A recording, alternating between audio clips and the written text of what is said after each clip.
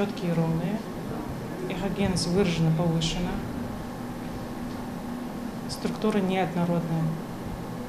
Наше здоровье в наших руках. Хадишат Саутеева в онкологическом диспансере частый гость. 3 года назад у женщины обнаружили опухоль, которая оказалась доброкачественной. Образование ей удалили, и с тех пор Хадишат периодически проходит обследование в онкодиспансере. Об акции она узнала от родственников и решила не упускать возможность принять в ней участие. Лечение делали мне, все, облучение, все делали мне.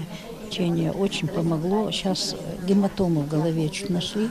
Но мы уже рассасывание делаем. Диспансеризация сейчас проходит по всей стране. В республиканском диспансере такая акция стартовала впервые в месяц Рамадан. И сегодня, пользуясь этим случаем, хотел бы призвать всех жителей пройти диспансеризацию в поликлинических учреждениях как по месту жительства, так и тот, кто не может пойти в обычный будничный день в поликлинику, может по субботам до конца этого месяца приходить к нам в диспансер для участия в этой акции.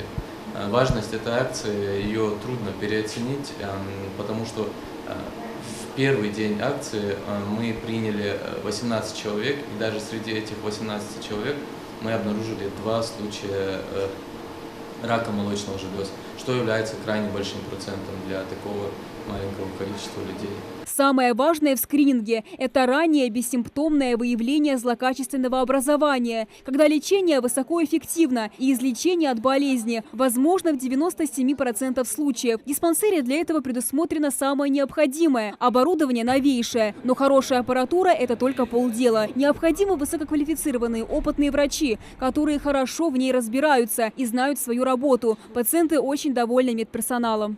Я здесь и лежала в больнице. Пришла сейчас маммографию делать, УЗИ сделает. Алхамдулилlah, да, Алхастан, очень приятно. Сейчас такие вежливые врачи. И даже всех обследовать очень приятно. Приходить и обследовать. Да, Алсах должен.